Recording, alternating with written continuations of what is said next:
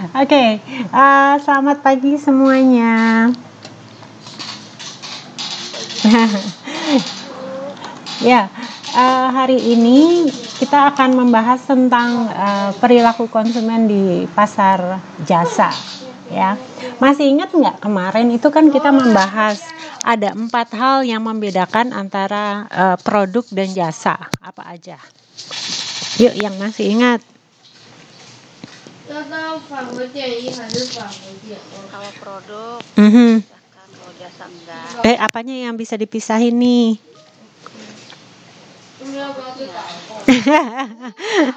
Produknya dipisahin maksudnya apa tuh?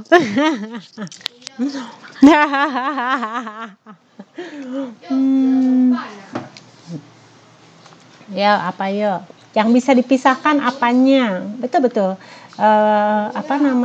Itu bisa dipisahkan.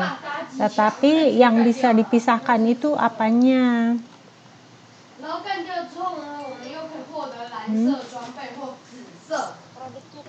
Iya, produknya. Nah, ini nih ya. Jadi yang perlu ditekankan nih. Yang bisa dipisahkan itu adalah si pembuat jasanya dengan produknya. Paham ya? Jadi kalau namanya produk, itu yang buat jasa, itu nggak perlu ada pada saat produk itu dikonsumsi. Oke, tapi kalau untuk jasa, penyedia jasanya itu harus ada pada saat produknya dikonsumsi. Paham ya? Itu yang maksudnya tidak bisa dipisahkan.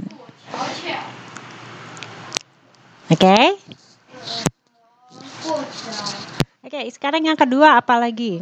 Selain itu, kan ada 4 ya. Ini baru 1. Apalagi yang membedakan antara produk dengan jasa. Tadi, jadi kalau produk itu bisa dipisahkan, ya. Yang akan kita jual itu bisa dipisahkan dengan pembuat produknya, sedangkan jasa pada saat orang membeli si penyedia jasanya itu dia harus ada. Jadi nggak bisa dipisahkan dengan jasa yang dijual. Nah, apa yang kedua, yuk? Apa yang berwujud, apa yang tidak berwujud? Kalau barang berwujud. Get, apa lagi?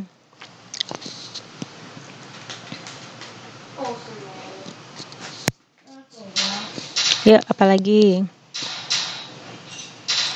Kalau jasa berwujud, kalau barang itu bisa ada wujudnya, kalau jasa itu nggak ada wujudnya. Nah, apa lagi ayo?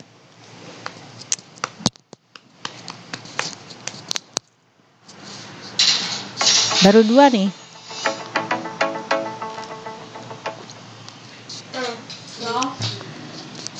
Siapa tuh? Kalau barang tidak.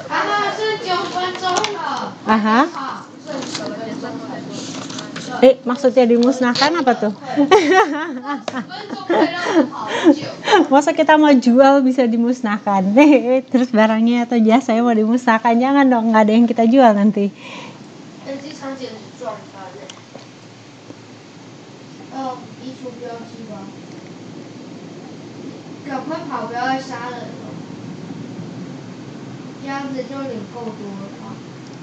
Ayo. Yes, Mbak Rati. Kalau jasa itu tidak dapat tukar. Tapi kalau barang bisa diambil lagi. Kalau jasa tapi ada barang-barang juga yang nggak bisa ditukar, Mbak. Kan ada kan barang yang sudah dibeli tidak dapat dikembalikan. Hampir tepat. Hampir tepat.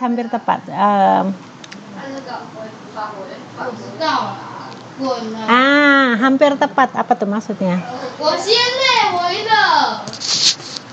Kalau barang itu bisa disimpan, ya. Jadi dia harus dikonsumsi pada saat itu juga. Karena tadi hubungannya bahwa penyedia jasa itu nggak bisa dipisahkan dari pemberi jasanya, ya kan? Jadi kalau namanya barang itu dia bisa disimpan, itu kemudian dipakai nanti gitu ya. Tapi kalau jasa itu dia tidak bisa disimpan. Good. Satu lagi apa? Jadi tadi yang pertama apa?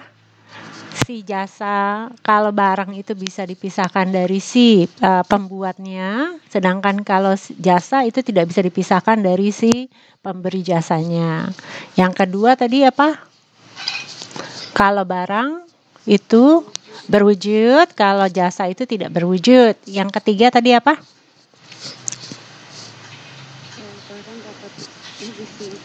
Good. Good. Jadi kalau barang itu bisa disimpan, sedangkan kalau jasa nggak bisa disimpan. Satu lagi, ayo. Barang harus melalui proses produksi agar dapat digunakan jasa produksi. Ntar dulu. Harus bisa diproduksi dong. Kalau nggak bisa diproduksi nanti gimana caranya bisa ini? Gimana caranya bisa dikonsumsi? Harus bisa diproduksi, Mbak. Tapi memang mungkin diproduksinya bukan dengan mesin, tapi tetap diproduksi. Harus bisa diproduksi, karena kalau misalnya nggak bisa diproduksi, nggak bisa dikonsumsi nanti. Iya kan. Jadi apa?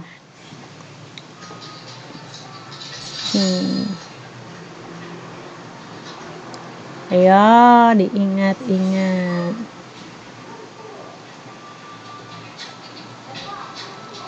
Yuk.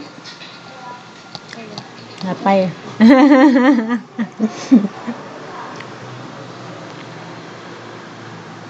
Dibuka-buka lagi bukunya, jangan jadiin ganjelan bukunya.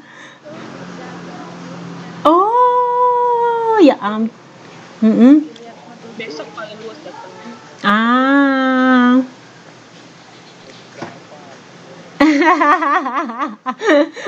Buka PPT saya yang kemarin boleh. PPT. Ayu.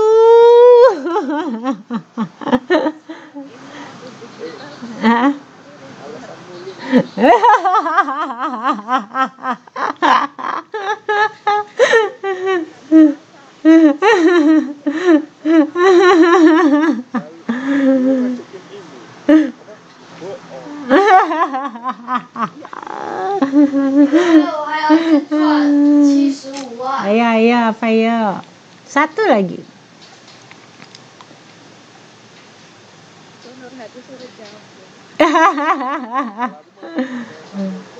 Wih, kagak mau, jangan ngomong-ngomong, Mas.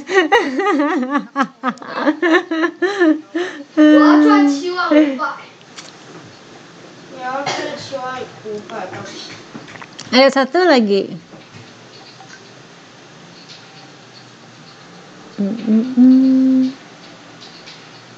Apa aja? Oke lah. Ayo.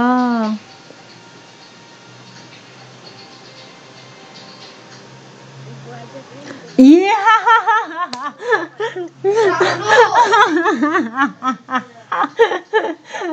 Ada. Ayo dong, diingat-ingat. Soalnya kalau misalnya saya cuman ngomong aja, terus Anda semua cuman dengerin, gampang lupa. Jadi masuk kiri, masuk kanan, keluar kanan gitu. Nggak ada yang lewat di otak. Tapi kalau Anda sambil berusaha untuk berpikir, kemudian sambil Anda belajar untuk membayangkan dan menganalisa, itu jadi lebih gampang. Karena jasa apa yang saya jelaskan ini tuh kita alami kok setiap hari. Bukan sesuatu yang baru gitu ya, yang mbak-mbak dan mas-mas belum pernah tahu sebelumnya, enggak kan? Ayo. Satu. Apanya yang langsung nih? Jasa, Bu. Maksudnya langsung apa nih? Secara langsung kan kalau kita harus bertemu langsung dengan kan harus secara langsung. Oh, tadi itu yang pertama kan itu Mbak Apri. Jadi Kalau jasa itu bisa dipisahkan dari si pembuatnya. Kalau si barang itu bisa dipisahkan dari pembuatnya. Sedangkan kalau jasa itu dia nggak bisa dipisahkan dari si pemberi jasanya atau pembuat jasanya. Itu yang maksudnya langsung dan tidak langsung itu. Ya, jadi itu yang pertama tadi. Ya, bahwa kalau si produk bisa dipisahin nih sama yang buatnya. Sedangkan kalau jasa nggak bisa dipisahin. Kemudian yang kedua tadi apa? Kalau jasa. Yes. Aha, good. Akhirnya Mbak Apri. Apanya yang bervariasi, Mbak? Benar, bervariasi. Produk itu bisa diproduksi massal, jasa itu bervariasi. Apanya? Iya, apanya yang variasinya tuh apa?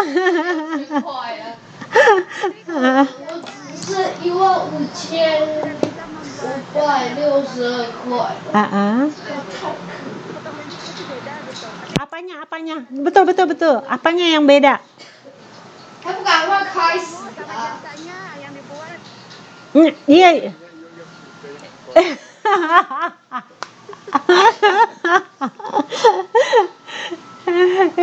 Dikit lagi, belum tepat. Apanya yang berbeda? Benar, itu bervariasi. Ya. Apanya yang betul. Rasa itu apa? Maksudnya? Depannya K. Huruf keduanya U. Apa ya? Ayo. Good, akhirnya kualitasnya.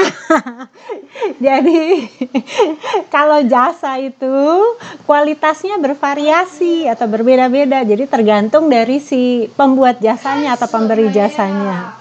Dia kalau moodnya lagi bagus, kualitasnya bagus tuh. Tapi kalau moodnya lagi jelek, pasti kualitasnya jelek, gitu kan? Sedangkan kalau produk kita bisa jaga tuh kualitasnya pasti sama. Karena kan kalau misalnya dia diproduksi ini kalau produk dia itu kan bisa diproduksi dalam jumlah yang banyak, gitu kan? Jadi kalau misalnya dia sekalinya dia diproduksi, maka dia namanya produk itu kualitasnya itu dia bisa disamakan gitu. Jadi semuanya pasti kualitasnya sama. Sedangkan kalau namanya jasa antara orang A, orang B, orang C itu kualitasnya pasti beda-beda. Gitu ya. Jadi tadi ada 4. Ayo coba kita review lagi. Jadi apa aja tadi yang pertama? Biar ini lengket gitu antara produk dan jasa, karena kita dalam 8 kali, ini tinggal berapa kali pertemuan? Tinggal 7 kali pertemuan ini kita akan bahas terus nih perbedaan antara produk sama jasa. Oke, jadi saya pingin mbak-mbak dan mas-mas semua bisa ingat nih. Oke, yang pertama tadi apa? Yuk. Yang pertama. Barang dan jasa tidak berwujud. Gimana? Hantu ya. Apa yang pertama? Kalau produk itu ada wujudnya, kalau jasa nggak ada wujudnya. Good. Yes, bagus. Kemudian yang kedua?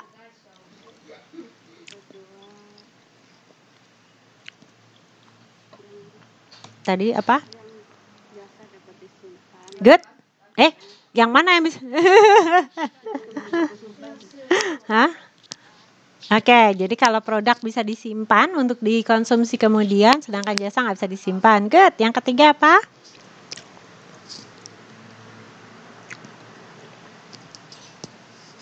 Ayo.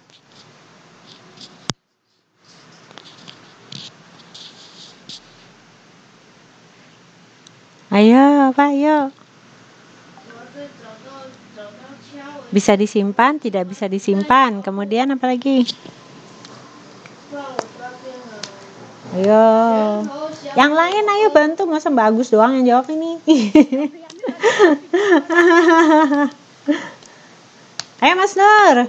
Jangan cuman komen doang.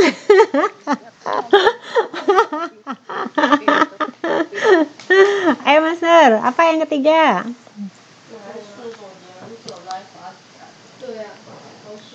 Ayo. Jasa kualitasnya berbeda, barang bisa sama. Oke, good. Jadi kalau jasa kualitasnya itu beda-beda.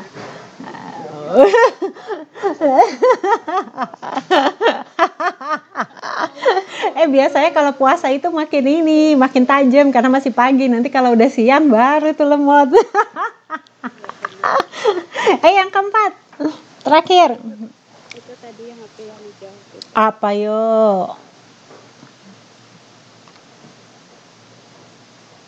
Bervariasi. Ya, apanya yang bervariasi? Oke, good. Jasa itu bakalan berubah-ubah gitu sesuai moodnya. Misalnya produk bisa Iya, itu tadi barusan dijawab. Ya, satu lagi. Bukan gak nyimak itu artinya. Ayo satu lagi. Jadi tadi apa aja tadi? Yang pertama, produk itu berwujud, jasa tidak berwujud. Yang kedua, kalau produk itu bisa disimpan, sedangkan jasa nggak bisa disimpan. Yang ketiga, tadi apa? Apa tadi Kualitasnya tergantung dari si pemberi jasanya. Kalau untuk jasa, kalau produk itu kualitasnya bisa sama. Yang terakhir, apa yo? Ayo.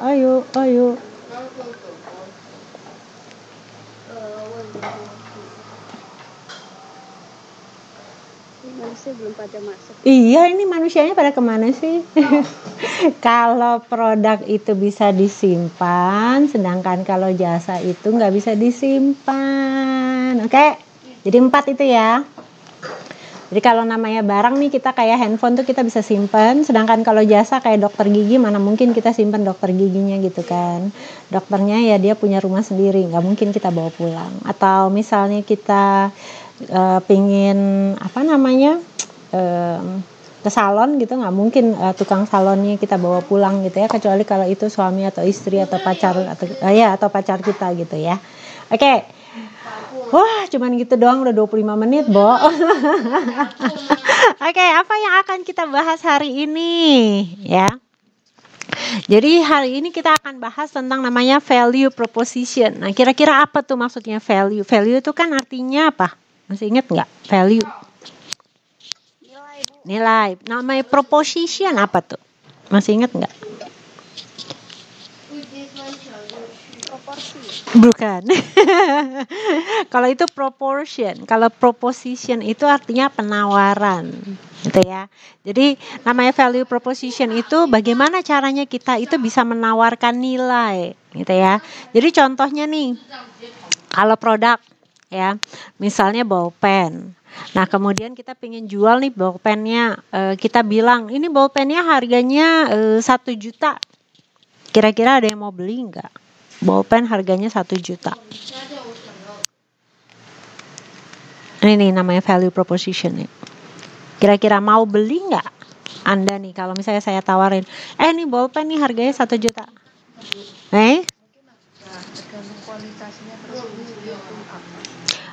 Atau yang gampang deh, kaos. Oke. Kaos ini saya jual harganya 300.000. Anda mau beli nggak? Iya, apanya yang dilihat tuh? mereknya, Trennya, trennya, kualitas. Oke. Harga pasaran nggak kalau brand itu gitu? Berarti apa tuh? Brand itu adalah value-nya, ya nggak? Jadi kalau misalnya contohnya nih, Ada rupa, ada harga, Bu. oh iya, enek rupa, enek rego, ya betul. Nah ini ada bentuk, ada harga, itu bahasa.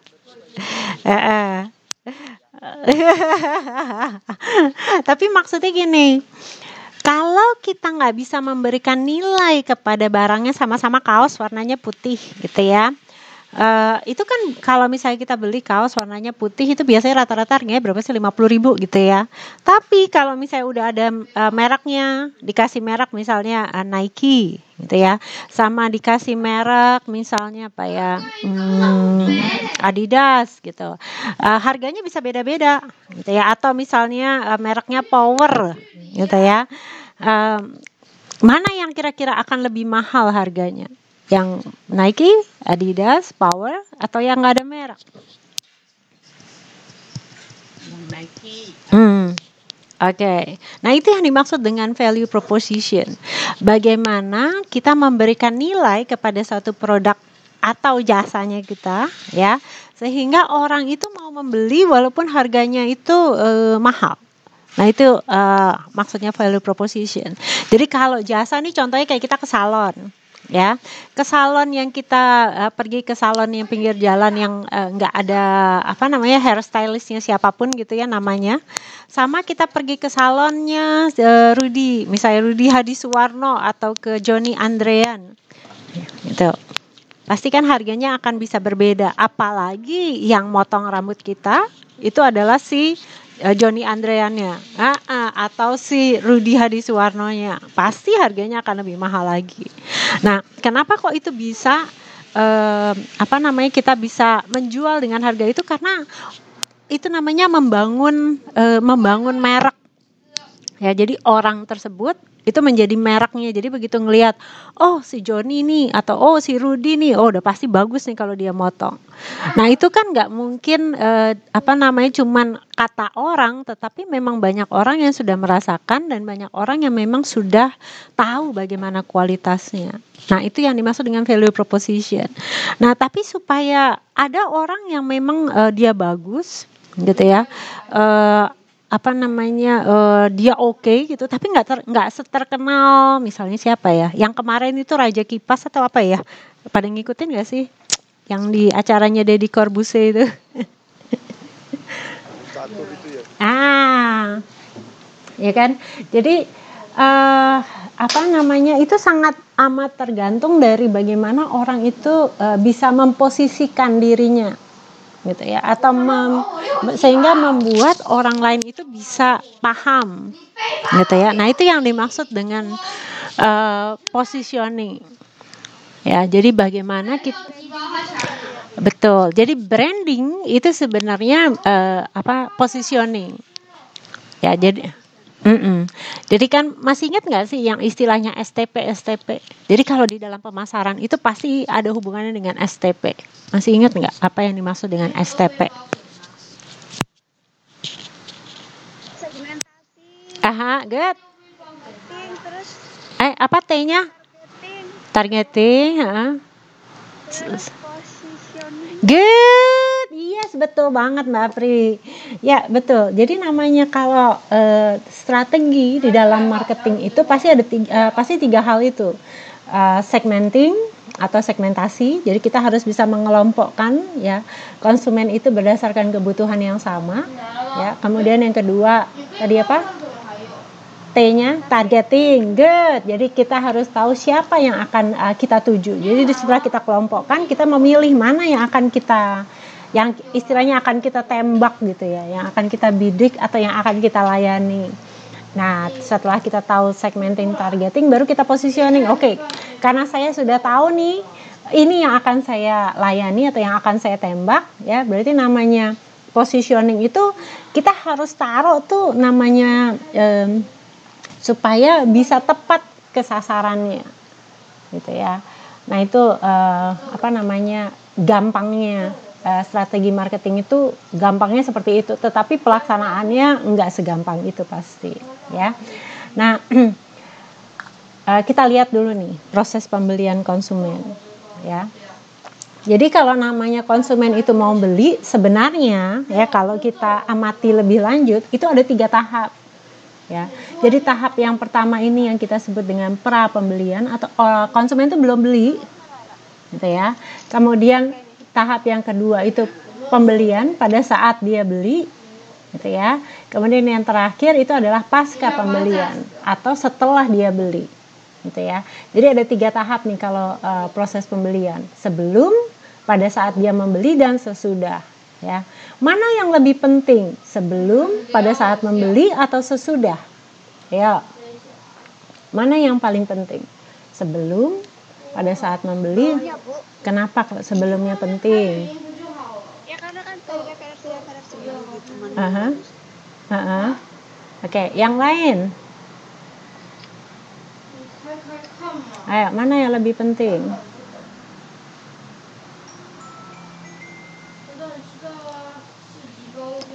Sebelum,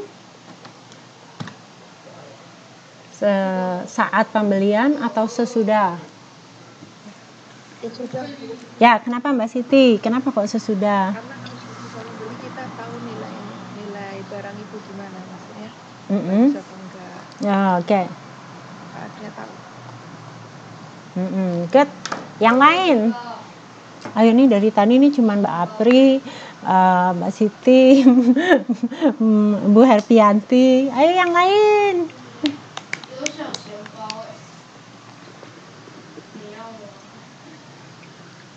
Ayo dong tunjukkan Anda eksis, jangan cuma eksisnya di sosial media.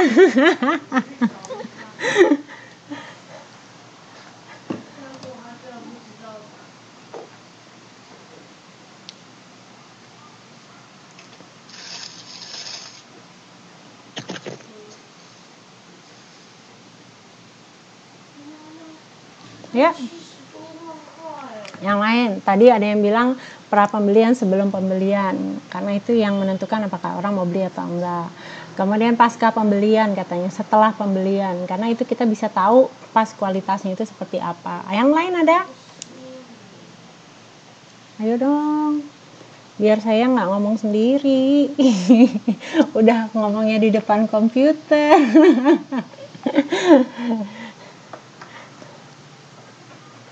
Ya.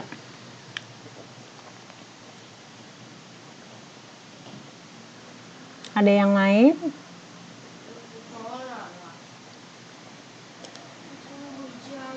Nggak ada. Aduh. Susah ini.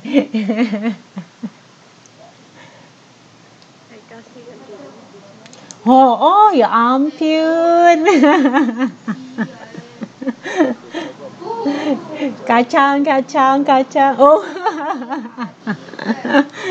Nggak apa-apa salah Mas Nur. Pada saat kita jawab itu kalau salah nggak masalah, namanya juga belajar. Kalau jawab ya yang lain aja, bukan jawabnya salah.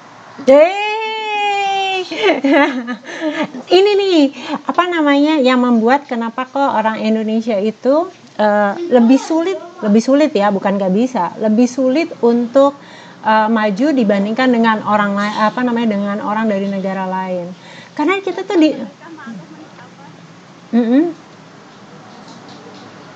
bukan, karena orang Indonesia itu takut salah. Iya. Sebenarnya bukan cuek, cuman tingkat kemaluannya tuh tinggi gitu. Tingkat kemaluan apa ya istilahnya? Jadi tuh kayaknya takut untuk takut dipandang bodoh gitu. Padahal sebenarnya pada saat kita menyuarakan sesuatu gitu ya, kalau misalnya memang itu salah, sebenarnya nggak apa-apa. Nanti kan ada orang yang akan, kalau dalam proses belajar mengajar ya, nanti akan ada orang yang akan meluruskan gitu. Sedangkan sehingga namanya kalau lagi belajar kita bereksperimen, salah itu justru adalah bagian dari belajar.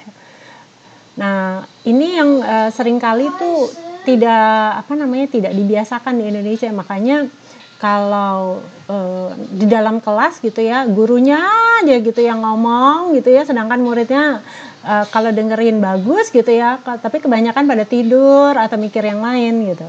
Padahal kalau namanya proses belajar, bukan cuman gurunya yang harus aktif, tetapi siswanya juga harus aktif supaya bisa tahu nih ada feedback ya, apakah memang sudah paham atau belum.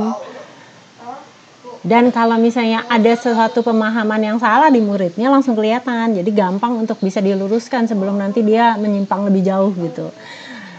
Nah, saya pingin supaya ini nih yang ada di dalam kelas ini. Jadi jangan cuma saya doang gitu yang ngomong, tapi Anda juga bisa ngomong, bisa memberikan pendapat supaya ada sesuatu yang Anda dapat dan ada sesuatu yang saya juga bisa dapat gitu. Jadi bukan cuma saya doang yang jadi pintar gitu ya, tapi Anda juga jadi pintar gitu. Ya. Ini kan ada nih, jadi kita belajar untuk berpikir kritis gitu. Jadi jangan cuman apa nih yang dikasih ditelan-telan aja gitu. Ya, yang mana yang lebih penting? Yang pra pembelian atau pada saat dia membeli atau setelah orang membeli? Proses mana yang lebih penting?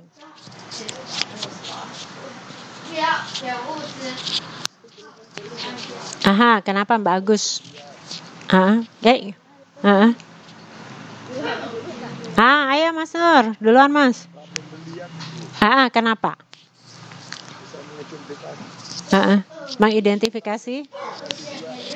Oke. Maksudnya duluan?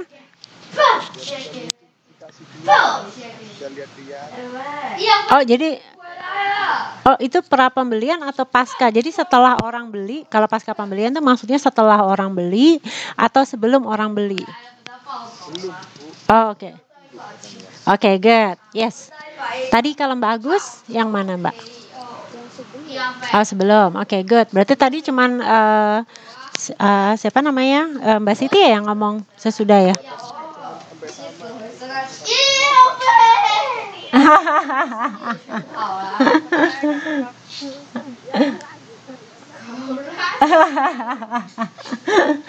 Oke, jadi ini nih sampai saat ini ya sebenarnya memang masih banyak perdebatan nih ya. Ada yang bilang tadi pra pembelian, gitu ya. Pra pembelian yang paling penting. Kenapa? Karena ini yang menentukan apakah orang nanti akan mau beli atau enggak, gitu ya. Itu jadi ada yang bilang seperti itu. Kemudian yang bilang yang pasca pembelian itu yang lebih penting. Kenapa? Karena pada saat pasca pembelian itu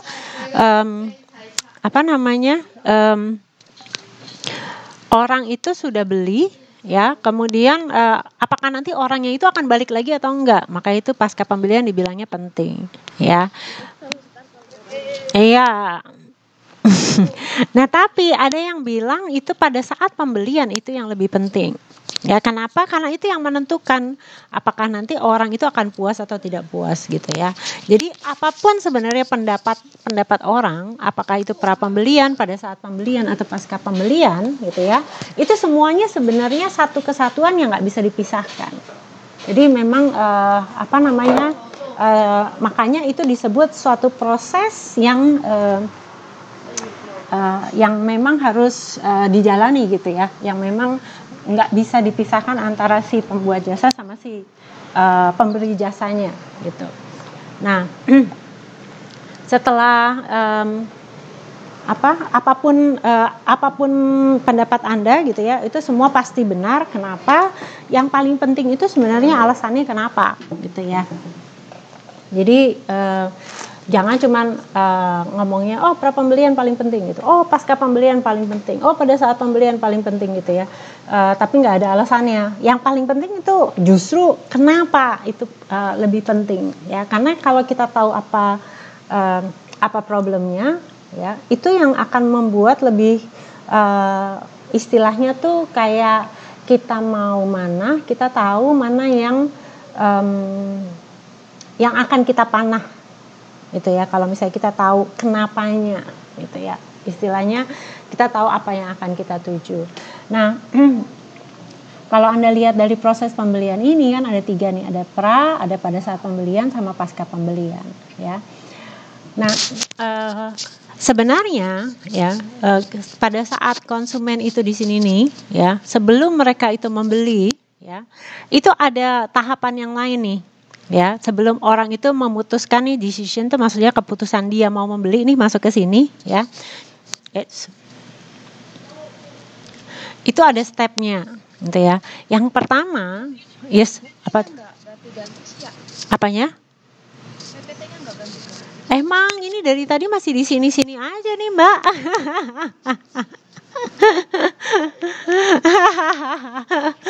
Soalnya dari tadi dijawabnya belum terus ini.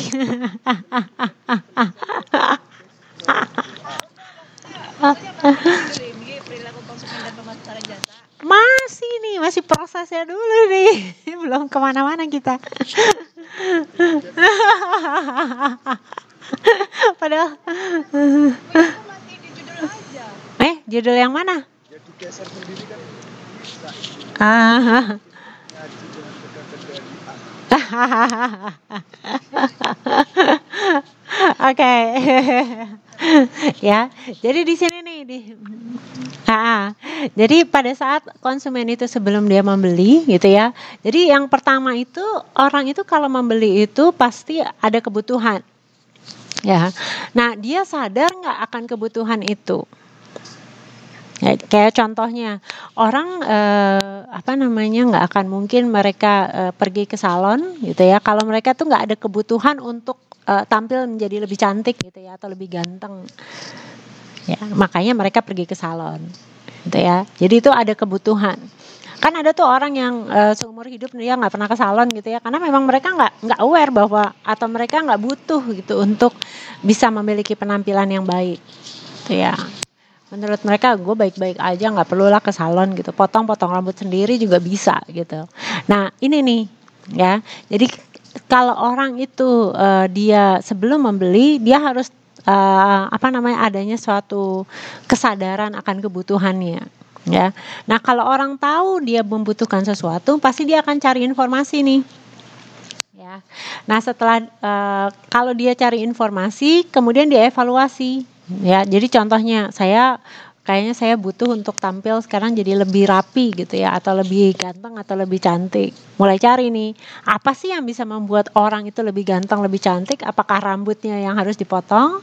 Ataukah hidungnya yang harus dimancungin? Ataukah mulutnya yang bibirnya ini dibuat lebih memble gitu ya? Atau bentuk mukanya? Ataukah kulitnya yang dibuat supaya lebih cemerlang gitu ya? Nah ini mulai cari informasi sampai akhirnya kalau saya kayaknya semuanya udah perfect, tinggal rambutnya aja nih yang perlu dipotong supaya jadi lebih rapi gitu ya. Nah setelah dia mencari informasi kemudian dia mengevaluasi dari masing-masing informasi tersebut, baru dia ngambil keputusan nih, oke saya mau ke salon di sini nih pembelian. Ya, nah di salon ini yang disebut namanya moment of truth gitu ya, atau istilahnya service encounter, di mana yang membutuhkan ini atau konsumen itu dia ketemu dengan pemberi jasanya nih atau si hairstylistnya, gitu ya. Nah di sini yang menentukan apakah nanti si konsumennya itu puas atau tidak puas itu pada saat dia belinya di sini, makanya disebutnya moment of truth gitu ya. Jadi bahasa Indonesianya apa ya, moment of truth ya. Jadi saat yang paling menentukan gitu istilahnya, saat yang paling menentukan apakah memang si konsumen itu akan puas atau tidak puas. Ya. Nah, setelah itu setelah dia menikmati servis ada namanya pra. Jadi istilahnya pra bayar sama pasca bayar gitu ya. Istilahnya setelah pembelian, pasca pembelian. Gitu ya. Nah, si pasca pembelian ini si konsumen itu akan setelah dia menikmati gitu ya, di sini akan kelihatan nih tadi yang dibilangin apakah dia puas atau tidak puas, dan apakah nanti dia akan, kalau dia puas apakah dia akan ngomong ke orang lain atau tidak gitu ya, dan apakah nanti dia akan dia akan kembali lagi gitu atau istilahnya membeli lagi ya produk jasa yang sudah diberikan. Nah di sini nih pasca pembelian, oke. Jadi di sini nih yang namanya proses pembelian konsumen ini ada di sini nih, ya. Nah, oke, dari sini dulu ada yang mungkin mau bertanya?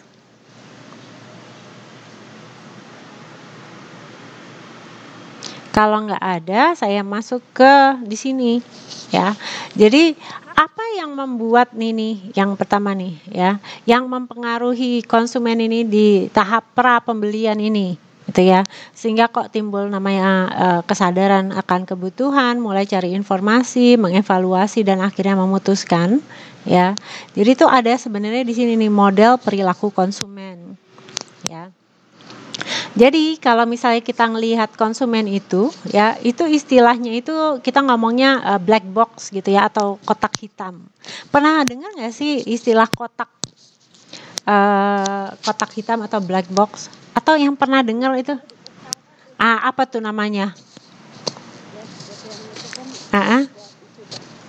Yes, good. Oke, yang pas di pesawat. Kenapa kok namanya black box? Padahal ya, kalau pernah lihat kan ya, kalau Anda menemukan yang dibilang black box itu warnanya bukan hitam, tapi warnanya orange justru atau merah gitu.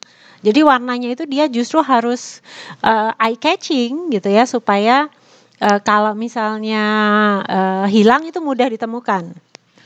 Ya, tapi kenapa kok disebutnya black box? Padahal itu kan warnanya merah gitu atau warnanya orange. Nah, kenapa nggak dibilang orange box gitu atau red box? Kenapa kok dibilangnya black box? Ayo. Itu sifatnya rahasia, Bu. Siapa nih? Mbak Agus atau Mbak Apri nih? Ya, gimana Mbak Apri? Kan sifatnya rahasia kayak data konsumen gitu kan. Oke, yang lain? Data-data penting, jadi harus disimpan, maksudnya disimpan kan semua data pasti rahasia itu kita. Oh, serius? Rahasia hubungannya dengan hitam? Bukanlah. Rahasia itu putih, jangan dihitamkan. Oke, kalau yes, good. Siapa tuh yang jawab tadi? Mbak Rati ya? Iya betul. Jadi kenapa kok disebut black box? Karena memang kita tuh nggak, istilahnya tuh misteri atau tidak terlihat yang si Mbak Ratih bilang, gitu ya. Jadi kenapa kok disebutnya kotak hitam? Itu karena memang yang ada di dalamnya itu adalah misteri yang nggak bisa dilihat atau nggak diketahui, kecuali kalau tadi black box-nya yang di pesawat itu pada saat pesawatnya itu jatuh, gitu ya. Kemudian itu ditemukan, kemudian itu dibuka, baru kita bisa tahu, gitu ya. Nah sama dengan consumer di sini, atau di sini istilahnya pembeli, gitu ya. Mereka itu misteri buat si penjual, gitu ya. Makanya dibilang kotak hitam, gitu ya. Nah, yang supaya penjual itu bisa memahami apa yang ada di dalam otaknya konsumen, gitu ya, atau yang ada di dalam perasaannya konsumen, itu mereka harus paham, bukan harus paham, mereka itu berusaha melakukan berbagai macam pendekatan, gitu ya. Oh mungkin karena sifatnya, oh mungkin karena budayanya, oh mungkin karena kebiasaannya, oh mungkin karena, nah itu yang disebut dengan karakteristik pembeli, ya. Jadi hal yang memang ada di dalam diri si buyer atau pembeli yang mungkin bisa menggambarkan kira-kira apa yang akan dia pilih, ya. Dan karakteristik ini yang nantinya akan mempengaruhi juga bagaimana dia proses membeli suatu produk atau jasa, ya. Nah, walaupun ada kan namanya istilahnya kepribadian gitu ya. Nah kepribadian ini nggak terbentuk dengan sendirinya, tetapi dia itu terbentuk karena namanya lingkungan, ya. Bisa karena faktor ekonomi, faktor teknologi, faktor sosial itu maksudnya hubungannya dia dengan masyarakat gitu ya, atau karena budayanya, ya. Atau ini juga bisa dipengaruhi oleh namanya stimuli pemasaran atau istilahnya stimulus atau kita rangsang gitu ya. Jadi kayak misalnya orang lagi ngambek, supaya dia nggak ngambek kita kasih permen, kita kasih sesuatu yang dia suka, itu namanya rangsangan untuk membuat supaya si orang yang ngambek ini dia memiliki reaksi yang berbeda, gitu ya. Itu yang maksudnya stimulus, gitu ya, atau stimuli. Nah kalau namanya marketing, gitu ya, pasti hubungannya sama 4P. Masih ingat kan ya apa yang dimaksud dengan 4P? Ayo apa yuk? 4P. Price. Yes, price. Price, ya produk. Price, produk. Payo. Ya, price. Yes, good. Promosi. Akhirnya Mas Nur. Satu lagi, Mas. Product, price, promotion. Satu lagi. P-nya. Apa? Ya, price, product, promotion. Satu lagi Mbak Apri. Apa? Pricing. Iya, pricing itu harga, Mas. Yes. Product, pricing atau price gitu ya, atau harga, promosi atau promotion. Satu lagi. Ayo. Yes, good. Place atau kalau di Indonesia kita ngomongnya distribusinya gitu ya, atau tempat jualnya gitu ya. Nah, itu place. Yes. Nah, kalau di dalam pemasaran jasa tambah 3 lagi nih. Kalau Anda lihat di sebelah kiri nih ya, di lingkungan pemasaran, selain product, price, place, promotion ya, itu ada namanya people, orangnya gitu ya, yang akan memberikan jasanya ya. Kamu ya, ditambah prosesnya, bagaimana mereka memberikan jasanya, dan yang terakhir adalah physical evidence gitu ya, atau bukti fisiknya bahwa jasanya itu ada. Jadi kalau supaya orang gampang membedakan mana yang hairstylist, mana yang cuman bantuin doang tuh ya, yang istilahnya helpernya, itu biasanya mereka akan menggunakan seragam yang berbeda atau baju yang berbeda atau gaya yang berbeda gitu ya. Atau kayak kita bisa ngelihat apakah kita itu ada di McDonald ataukah kita ada di Burger King gitu kan, kita bisa ngelihat dari tokonya gitu kan, dari sign-nya di sini McDonald, di sini Burger King, dari bentuk tokonya, dari dekorasi di dalamnya. Nah, itu yang dimaksud dengan bukti fisik ya. Nah, kalau ini berhasil nih, namanya lingkungan pemasaran itu berhasil mempengaruhi konsumen gitu ya, atau apa yang ada di dalam kotak hitamnya konsumen ini, maka dia akan memberikan tanggapan nih ya. Kita akan bisa lihat dari sikapnya, kemudian dari apa yang dia beli ya, kemudian kapan, di mana, berapa banyak gitu ya. Nah, ini nih model perilaku pembelian konsumen. Oke. Nah, apa sih yang ada di dalam buyer black box itu gitu ya, yang mempengaruhi orang itu berperilaku akhirnya dia membeli? Itu ada 4 nih ya. Faktor budaya ya, kayak contohnya Anda berasal dari Pulau Jawa, Pulau Kalimantan, sama Pulau Sumatera gitu ya kan. Ya, jadi bukan hanya faktor teman, tapi faktor budaya. Kayak memilih makanan, ya, orang yang berasal dari Pulau Sumatera, orang yang berasal dari Pulau Kalimantan, sama orang yang berasal dari Pulau Jawa. Ya, kalau disuruh milih makanan pasti beda-beda. Kalau orang yang dari Sumatera sukanya biasanya yang yang pedes-pedes, ya enggak? Orang dari Padang, dari Iya.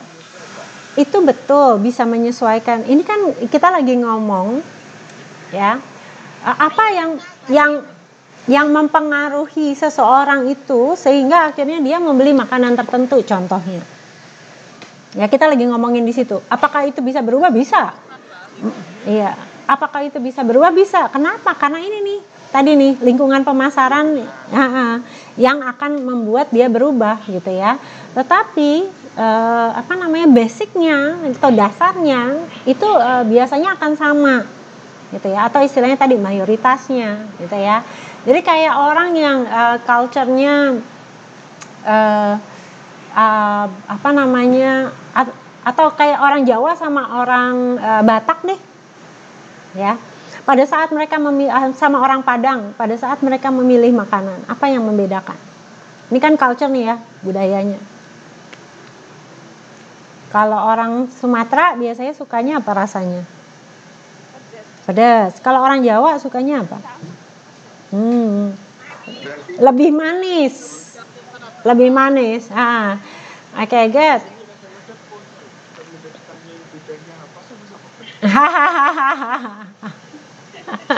Orang Jawa biasanya manis. Iya, orang Jawa tuh biasanya sukanya manis-manis gitu ya. Walaupun mereka pedes gitu ya, pedesnya itu pasti ada manisnya.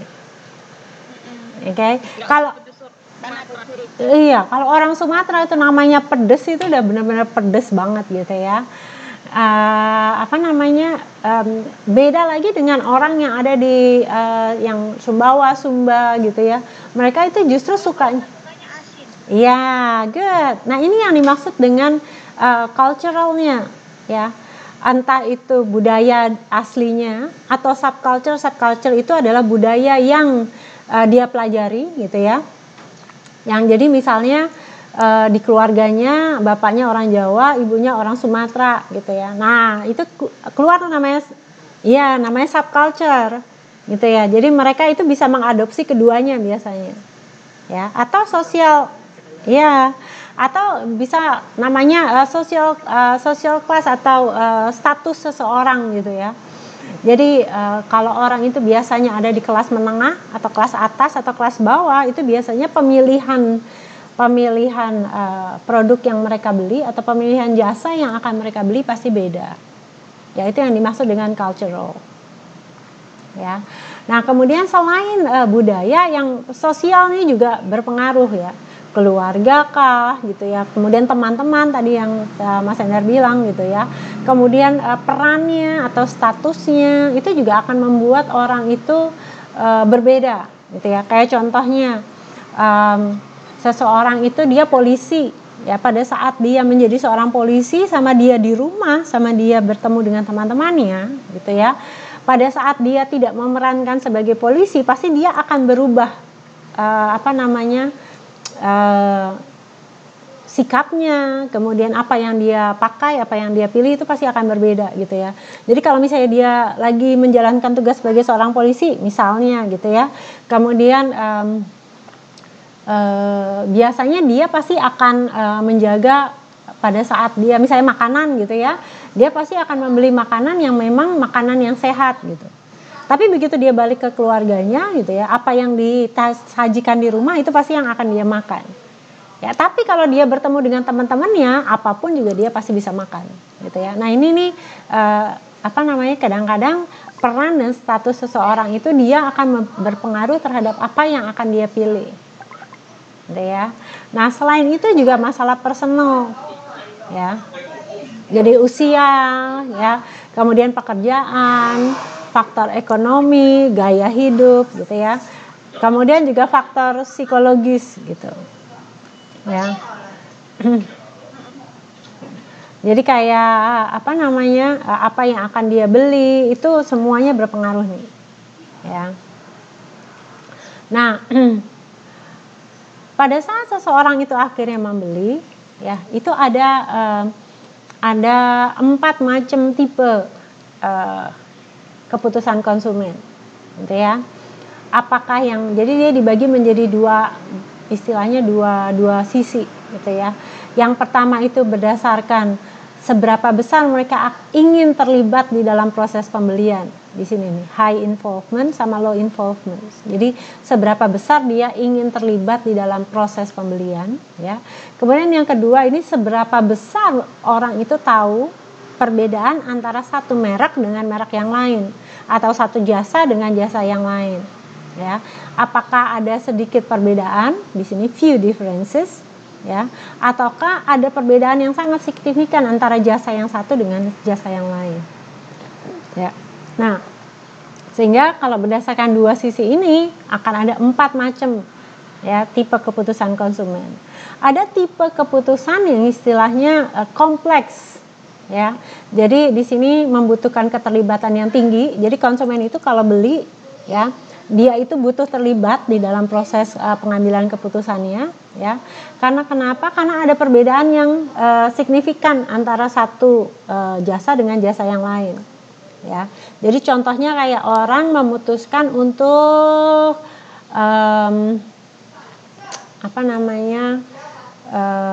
beli yang paling gampang produk dulu ya. Jadi kayak membeli handphone, ya. Nah, atau membeli mobil deh, gitu ya. Membeli mobil. Nah, biasanya kalau orang itu membeli mobil, orang itu nggak akan langsung, oke, saya mau beli mobil A, gitu ya, kemudian langsung bayar, gitu. Tapi sebelum dia membeli mobil, pasti yang pertama dia akan cari dulu apakah merek yang mana yang saya suka, terus modelnya tipe apa yang saya butuhkan, ya. Bahkan kalau bisa sebelum mereka membeli mobil itu pasti akan test drive dulu atau dicoba dulu, gitu ya. Nah, kenapa? Karena memang mereka tahu nih perbedaan antara kalau merek Toyota, merek Honda, merek apalagi Suzuki, gitu ya. Kemudian kalau yang tipe yang sama, kalau ini mereknya Toyota, kalau ini mereknya Daihatsu, kalau ini mereknya Suzuki, gitu ya. Karena memang ada perbedaan yang signifikan antara satu produk dengan produk yang lain. Nah, ini disebut dengan pembelian kompleks, ya. Tapi ada namanya orang itu membutuhkan keterlibatan yang tinggi, ya. Tapi sebenarnya antara satu produk dengan produk yang lain itu nggak terlalu berbeda, ya, perbedaannya nggak signifikan, gitu ya. Jadi contohnya kayak orang beli rumah, gitu ya. Orang itu akan mencari banyak informasi supaya dia bisa mendapatkan rumah yang sesuai dengan budgetnya, gitu ya. Tetapi antara rumah yang ada di kompleks A dengan kompleks B dengan kompleks C, gitu ya, itu kalau misalnya namanya tipe 36 biasanya ya pasti ukurannya seperti itu, gitu ya. Kalau tipe rumah gitu ya, tipe 21, tipe 36 itu pasti mau ada di kompleks A, kompleks B, kompleks C, itu pasti ukuran tanahnya akan sama, ya. Jadi, nah yang di sini disebut dengan pembelian yang kenapa kok konsumen itu membutuhkan keterlibatan yang tinggi, karena dia ingin mengurangi ketidakpastian, gitu ya. Jadi biasanya supaya dia yakin pada saat dia membeli, ya. Nah, tapi ada pembelian yang tingkat keterlibatan dari konsumennya itu rendah, gitu. Jadi nggak perlu terlalu banyak konsumen itu terlibat, ya. Nah, ini yang kalau ada perbedaan yang signifikan antara produk A, produk B, produk C, ya. Jadi contohnya kayak orang beli shampoo atau beli sabun, ya. Itu kan biasanya orang nggak akan terlalu banyak mikir, gitu. Misalnya berubah nih dari saya hari ini beli sabun misalnya merek merek Lux, gitu ya. Ternyata sabunnya lagi nggak ada nih, yang ada merek Lifebuoy, ya sudah saya akan beli yang Lifebuoy, gitu. Kok ternyata Dove lagi ada diskon nih, maka oke deh saya beli yang Dove karena lagi ada diskon. Nah, ini yang disebut dengan orang membeli untuk mencari variasi, gitu ya. Jadi yang paling penting bagi mereka untuk berubah dari satu merek ke merek yang lain itu nggak terlalu sulit, gitu ya. Tapi ada namanya pembelian yang konsumen itu nggak perlu terlibat terlalu jauh, gitu ya. Tapi perbedaan antara satu merek dengan merek yang lain itu sebenarnya nggak terlalu signifikan atau bahkan mungkin nggak ada perbedaannya, gitu ya. Kayak contohnya habitual buying behavior ini kayak kalau kita mau beli telur atau mau beli gula, gitu ya. Karena kita udah tahu kalau namanya telur ya pasti telur, gitu. Jadi mau beli di pasar atau mau beli di mana, gitu ya, itu sama aja. Bahkan kalau nggak ada mereknya, kalau telur ya nggak apa-apa, gitu, atau gula, gitu, yang penting pokoknya dibungkus ya nggak apa-apa. Nah, itu yang disebut dengan habitual. Jadi karena memang dia sudah terbiasa membeli itu, sehingga dia nggak perlu berpikir banyak untuk dia melakukan pembelian, ya. Nah, ini macam-macam tipe keputusan pembelian yang dilakukan oleh konsumen. Oke, dari sini dulu ada yang mungkin mau ditanyakan?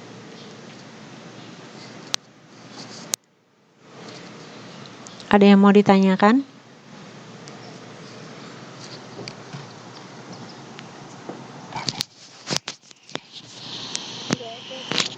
Nggak ada.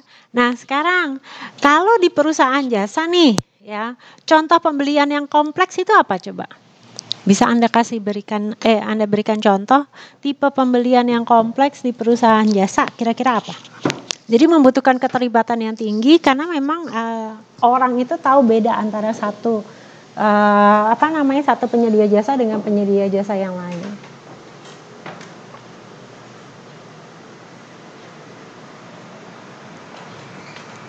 Ya, contohnya yang high involvement. Ini contohnya kayak orang memilih untuk punya babysitter. Ya, itu biasanya kalau orang itu pingin punya babysitter, gitu ya, atau orang yang akan merawat anaknya, gitu ya, itu biasanya orang itu akan sangat terlibat, orang tuanya itu akan sangat terlibat, gitu ya. Mulai dari latar belakang keluarganya nih gimana sih, gitu ya. Kemudian kebiasaannya si babysitternya ini gimana, apakah orangnya itu bersih atau enggak, orangnya jujur atau enggak, gitu ya. Suka sama anak-anak atau enggak. Nah, ini high involvement, ya. Nah, kira-kira antara satu babysitter dengan babysitter yang lain, gitu ya, biasanya perbedaannya itu signifikan atau enggak signifikan? Misalnya antara babysitter A, babysitter B, babysitter C, gitu. Bedanya signifikan atau enggak signifikan?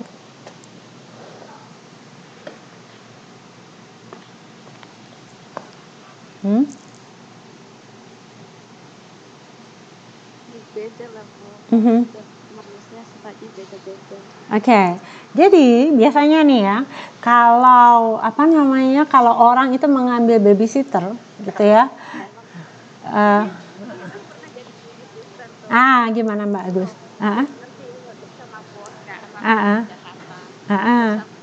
Bos aku itu juga kebetulan orang kaya, dia itu orang yang terpilih. Babysitternya tuh harus benar-benar bersih, steril, segala macam. Terus nggak boleh bau badan, terus harus sabaran. Ya pokoknya macam-macam lah tuh gitu. Nah, biasanya kalau orang itu ngambil dari agent, gitu ya. Biasanya agentnya itu kan dia akan sudah men-screening dulu nih, ya kan? Oke, ini yang babysitter yang bagus itu orangnya A, B, C, D. Ini kira-kira nih sama nih kemampuannya sama-sama sabar, sama-sama bersih, gitu ya. Jadi yang menjamin itu si agentnya, ya.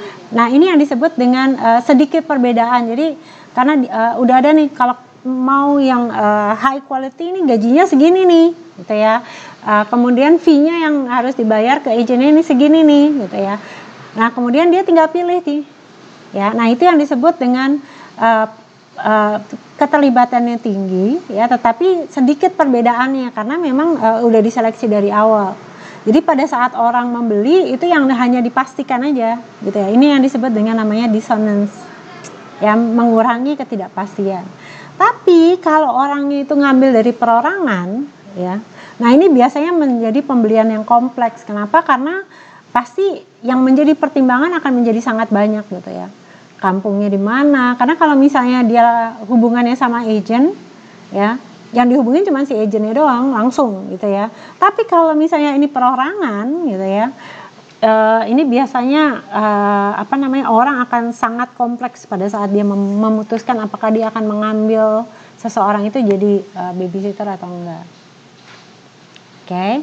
Nah, ada juga namanya yang low involvement, jadi keterlibatannya rendah, gitu ya. Nah, kalau keterlibatannya rendah itu kayak misalnya orang pergi ke salon, ya. Ada orang yang nggak apa-apa lah saya pergi ke salon yang A, gitu ya. Kenapa? Karena saya udah biasa tuh, saya udah tahu hairstylistnya, saya udah tahu gimana tempatnya. Nah, itu disebut dengan pembelian yang habitual, udah kebiasaan, ya. Tapi ada orang yang suka nih kalau pergi ke salon dia suka pindah-pindah, Ya, kenapa? Oh, karena di sini hairstylistnya beda. Oh, di situ hairstylistnya mungkin lebih bagus gitu. Nggak apa-apa lah, sama-sama potong rambut. Saya cuma pengen lihat kira-kira mana yang lebih baik. Nah, itu disebut dengan variety seeking. Oke, dari sini dulu ada yang mau ditanyakan?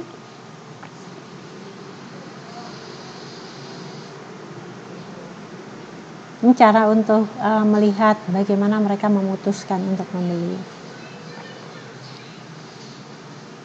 Nah, sekarang kalau kita sebagai orang yang memberikan jasanya, gitu ya.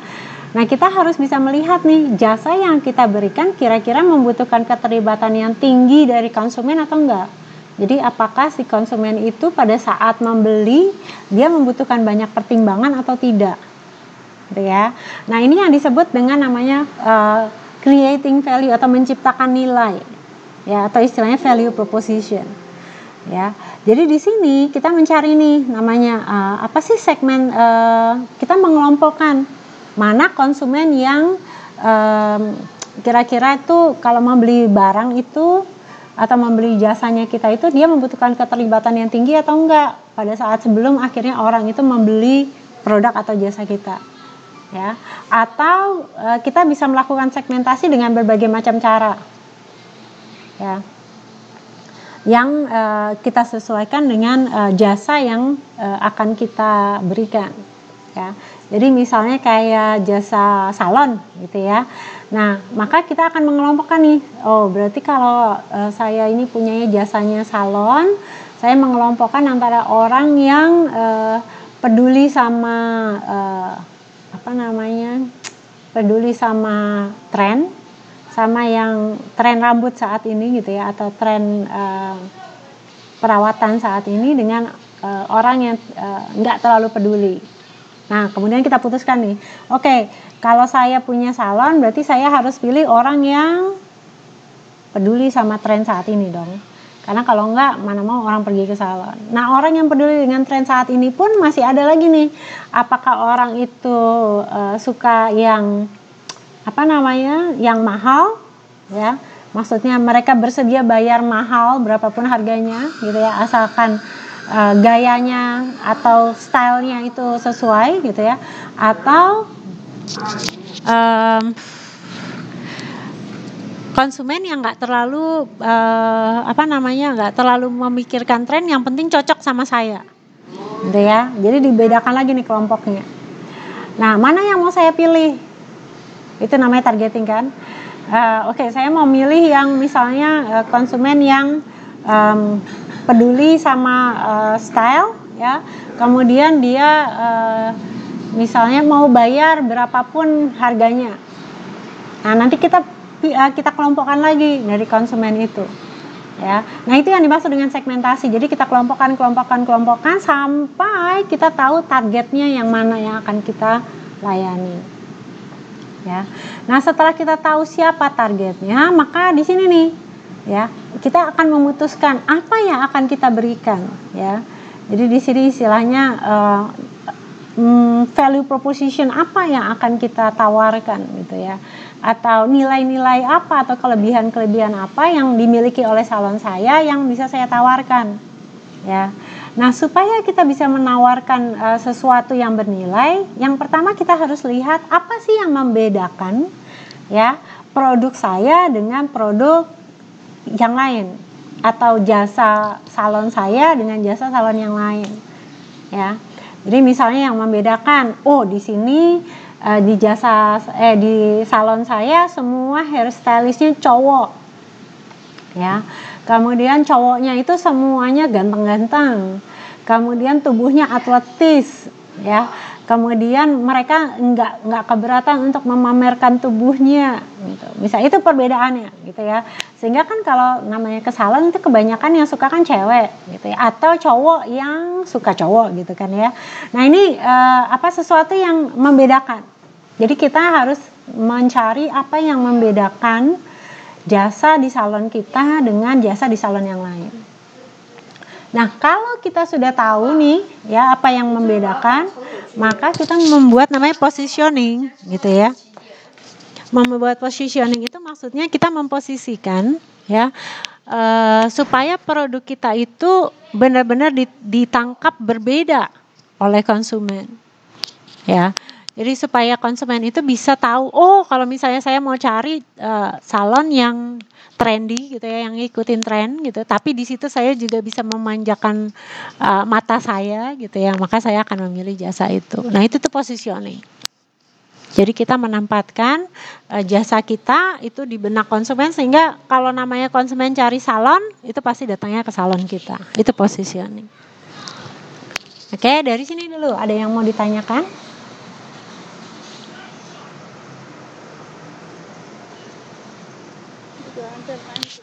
Oke, kalau tidak ada,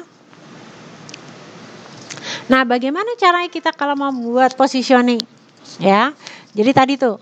Jadi kita membuat apa yang membedakan, gitu ya, yang bisa membuat produk kita itu lebih dipilih oleh konsumen dibandingkan produk yang lain.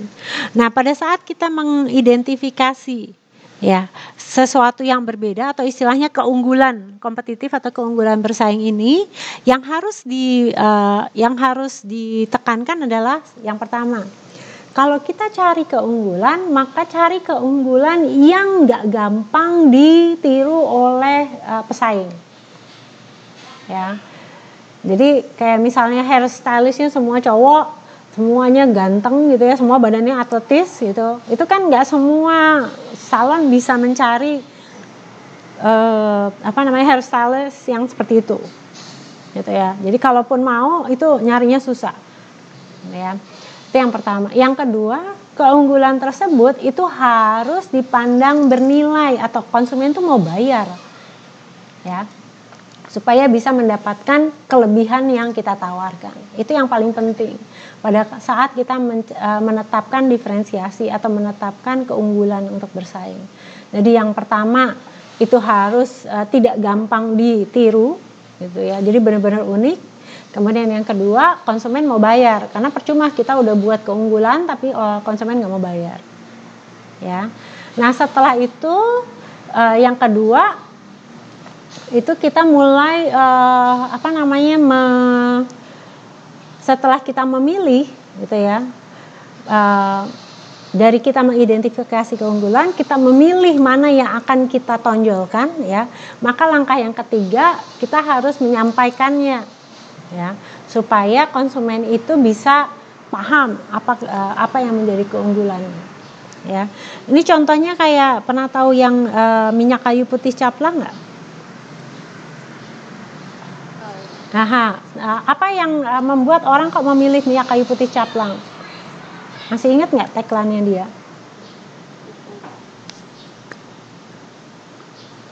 Untuk anak kok coba-coba. Pernah dengar nggak? Atau kayak misalnya kita makan, ya. Kalau saya makan minumnya, itu yang dimaksud dengan namanya positioning. Jadi kita mencari sesuatu yang membuat orang gitu ya, kalau misalnya lagi makan pengen minum, nyarinya teh botol sosro. Nah itu yang namanya positioning, ya. Atau kayak iya, wes bablas anginnya, itu kan. Nah itu yang dimaksud dengan positioning. Jadi bagaimana supaya konsumen itu bisa ingat, ya, kemudian kalau dia mencari produk itu pasti yang dipilih produk kita. Oke. Nah ini nih contoh positioning dan diferensiasi untuk perusahaan jasa, ya. Jadi pada saat kita melakukan namanya positioning, ya, dan kita melakukan diferensiasi, ya. Nah ini nih kita bisa membedakan produknya, ya, atau jasa yang kita tawarkan, ya. Kalau di sini nih kayak contohnya kalau McDonald, ini kan sama-sama nih, McDonald, Burger King, KFC, ya. Semuanya sama-sama menawarkan burger, semuanya sama-sama menawarkan ayam, ya. Tetapi Ya, walaupun sama-sama ayam, sama-sama burger, tapi tetap berbeda. Anda tahu apa bedanya? Sorry. Apa yang membedakan nih antara McDonald, KFC sama Burger King?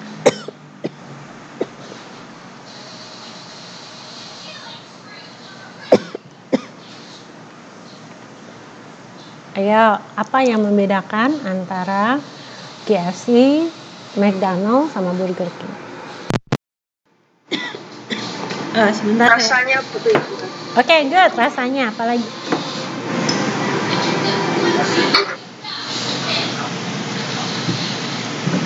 Rasanya pasti beda. Tapi apa lagi yang membedakan? Mana yang Anda pilih? Anda lebih memilih McDonald atau KFC atau Burger King kalau Anda ingin beli burger? Burger King. Kenapa? Karena lebih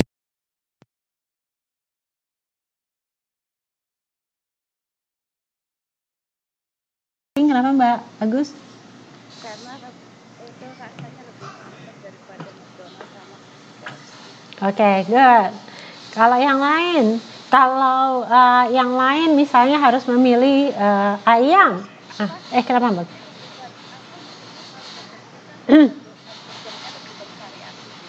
Oke, good. Dibandingkan McDonald sama KFC. Good. Kalau yang lain? Kalau disuruh memilih nih antara KFC, McDonald sama Burger King, yang mana yang dipilih? Tadi kalau Mbak Agus, kalau burger pilihnya Burger King. Yes, Mbak Apri. KFC, Bu. KFC. Apanya yang dipilih Mbak? Chickennya yang enak. Oke, good. Yang lain mungkin. Kalau Mbak Apri milihnya KFC, terutama kalau beli ayam karena rasa ayamnya lebih enak. Kalau yang lain? Ya, Mbak Siti, Mas Muhammad, ini ada Mbak Susmiati, ada Mas Endar, ada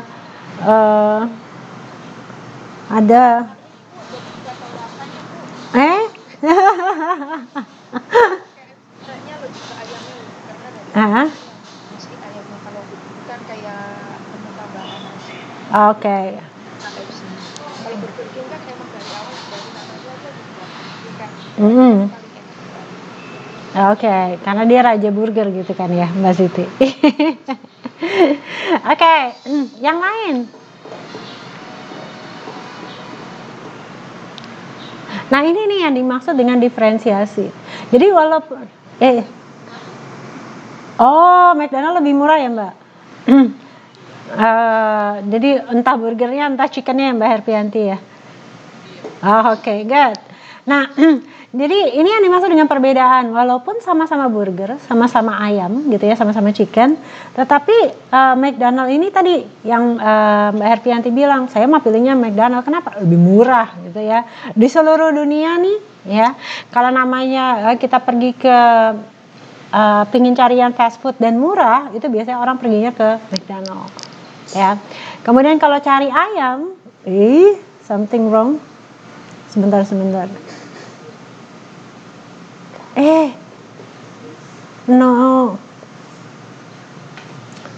No, internet.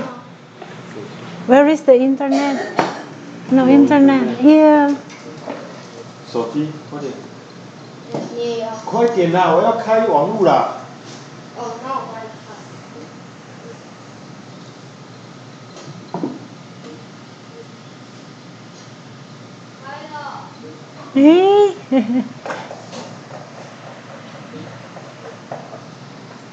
早餐一样的。 No? Already. Really? 哥哥，哥哥， Kevin. 先不打了， Huh? 还有的，啊？一样的，对啊，真的被自己拿。还是一样的呢。 What? No internet though? Kevin. Connected. Mobile. Yes.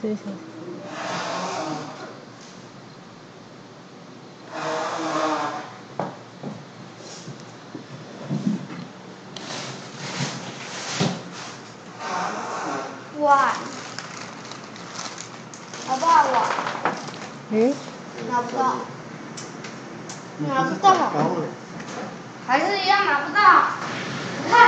Hei, maaf. Maaf. Mohon maaf. Ya. Oh, ini lagi ngomongin grup ya. Maaf. Tiba-tiba keputus. Sorry. Orangnya baru muncul, maaf. Iya, soalnya tiba-tiba internetnya mati, jadinya nggak bisa masuk. Saya di Taiwan ini. Saya di Tainan. Dekat dari Kaohsiung. Oh iya, pantesan lah kalau di Taipei jauh, Mas. Tunggu sebentar. Kelihatan nggak ya? Oke.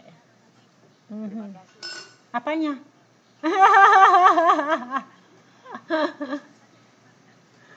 Masa sih? Nih, kelihatan nggak? Oh, ini udah balik lagi ke positioning and differentiation. Udah belum? Udah kelihatan ya? Oke, tadi nih. Makanya kok tiba-tiba saya ngomong sendiri. Jadi antara ini tadi, walaupun sama-sama, kita balik lagi ya, walaupun sama-sama burger, sama-sama chicken, kita pilih masing-masing ini punya penawaran produk yang berbeda, gitu ya. Nah, atau yang kedua, kita bisa juga melakukan perbedaan di pelayanannya, ya, dengan memberikan pelayanan yang premium atau pelayanan yang biasa, gitu ya, atau yang pelayanan yang istilahnya yang low, gitu ya. Nah, ini contohnya kayak kita naik AirAsia, kita bayar tiket, gitu ya. Kemudian kalau kita ingin mendapatkan pelayanan yang berbeda, misalnya supaya bisa kita pilih kursi, kita bisa pilih bisa beli makanan, gitu ya.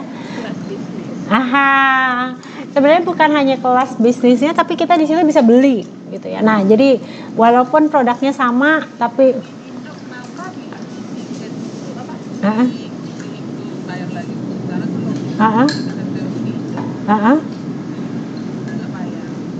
oh gitu ya.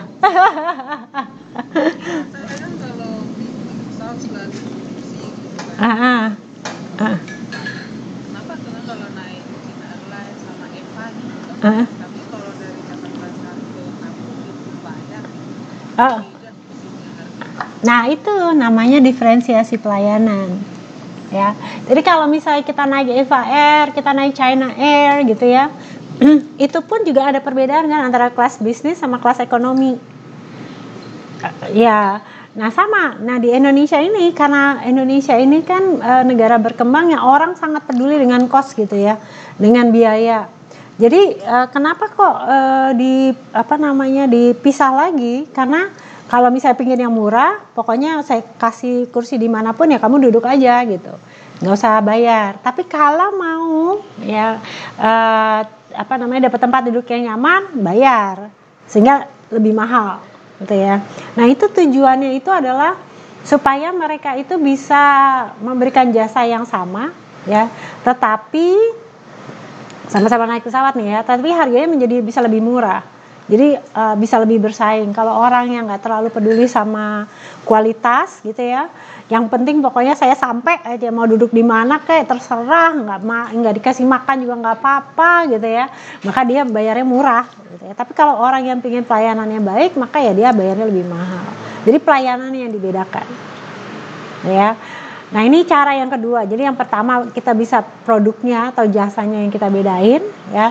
Yang kedua pelayanannya yang kita bedakan, atau yang ketiga mereknya yang kita buat beda, ya. Jadi di sini contohnya nih, sama-sama pizza. Ya, kalau Anda lihat itu kayak pizza itu kan sama-sama ada meat lover, sama-sama ada supreme, ada. Tetapi mereka di sini yang dibedakan adalah sama-sama punya delivery service gitu ya, sama-sama rasanya enak, tetapi dia mereknya beda nih, Pizza Hut sama Domino's Pizza. Ya, walaupun dua-duanya ini mereka sama-sama menawarkan produknya pizza. Ya, tapi dia membuat suatu merek yang membedakan antara Pizza Hut dengan Domino Pizza. Ya. Kalau Anda nih disuruh milih Pizza Hut atau Domino Pizza? Kenapa, Mbak? Mbak Hertianti kenapa lebih suka Domino, Mbak?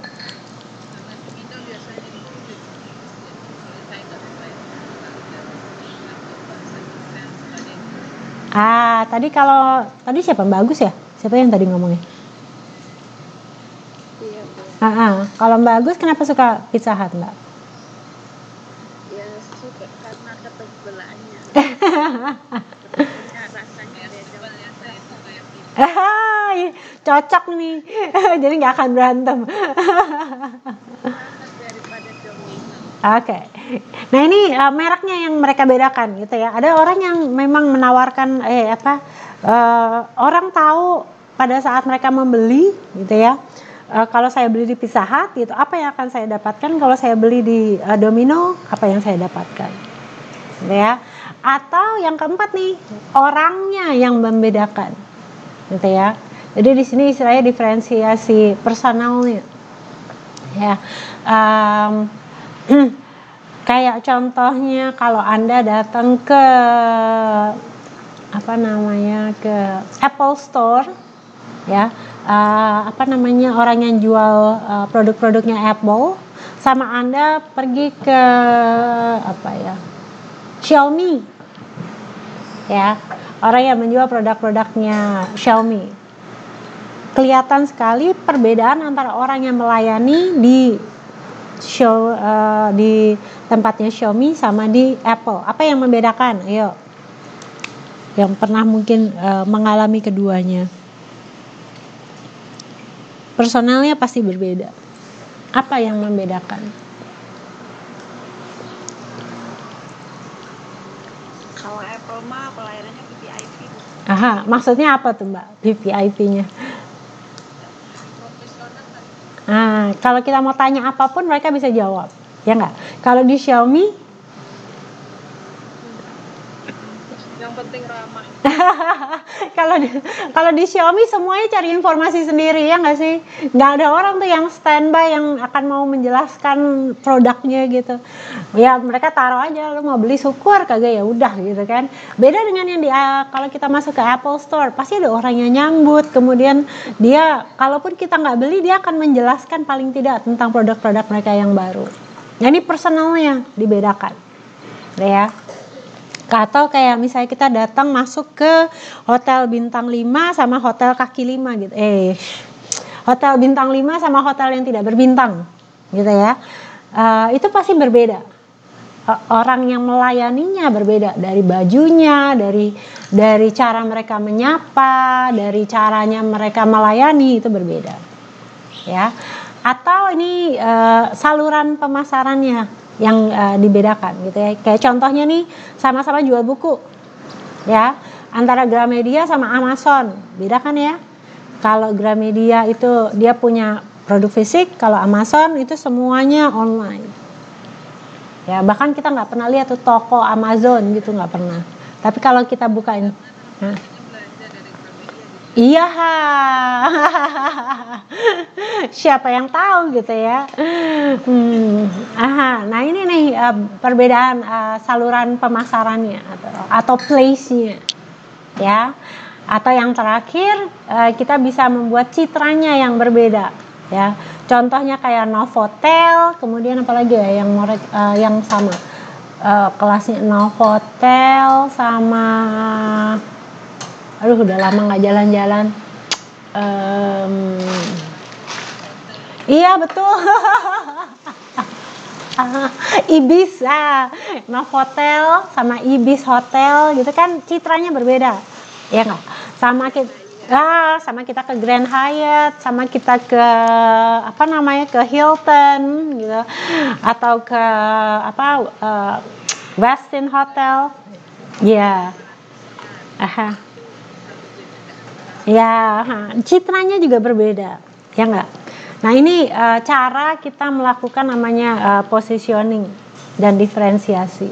Jadi kita bisa membedakan produknya, ya, kita bisa membedakan pelayanannya, atau kita bisa bedakan mereknya, ya, atau orangnya yang melayani, ya, atau saluran pemasarannya, ya, dan yang terakhir kita bisa bedakan citranya. Nah ini cara untuk kita membedakan antara produk dan jasa. Oke, dari sini dulu mungkin ada yang mau ditanyakan.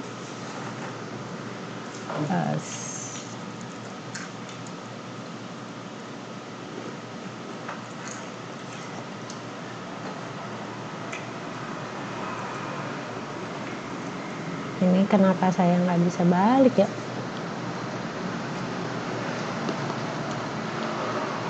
Oh ini dia. Oh ya.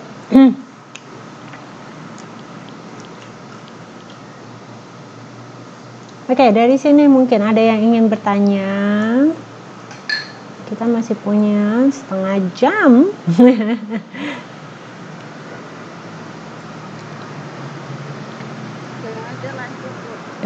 Nggak ada.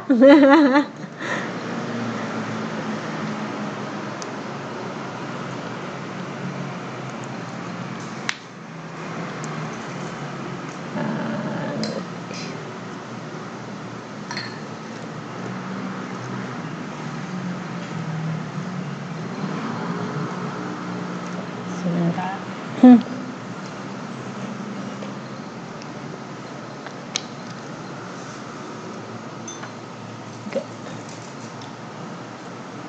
Ini.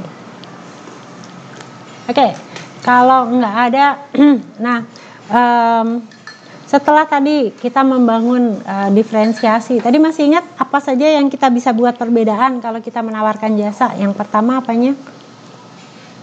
Yang kita bisa bedakan? Produknya. Kualitasnya, kualitas pelayanannya, kemudian apalagi? Harganya kita bedakan, rasanya, ini yang ada di pelayanannya, kemudian dan lain-lain. Yang ada di sini nih, jadi kita bisa bedain produknya, kemudian pelayanannya, mereknya, orangnya, saluran pemasarannya dan citranya. Nah, setelah kita membuat perbedaannya, ya, nah kemudian kita harus membangun namanya customer equity. Ya, ini istilah yang keren gitu ya, customer equity. Tapi sebenarnya apa sih yang dimaksud dengan customer equity? Pernah tahu nggak ya? Customer equity. Pernah tahu nggak ya? Ini harusnya di marketing sih. Pernah pemasaran. Masih ingat nggak?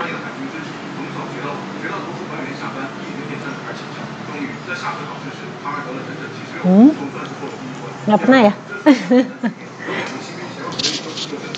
Yes, Mbak Herpianti. Maksudnya masa pakai?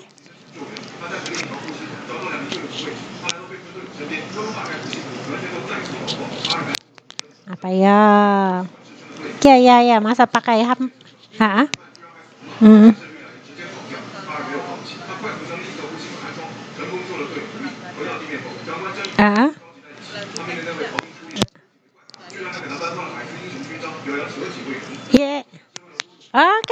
Good. Yes, betul.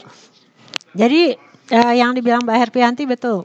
Ya, jadi customer equity itu, kalau equity itu kan bahasa Indonesianya itu modal, ya. Kalau customer itu kan pelanggan, gitu ya. Pelanggan yang bisa jadi modal. Kalau kita terjemahkan secara bebas gitu ya, pelanggan yang bisa menjadi modal. Maksudnya apa?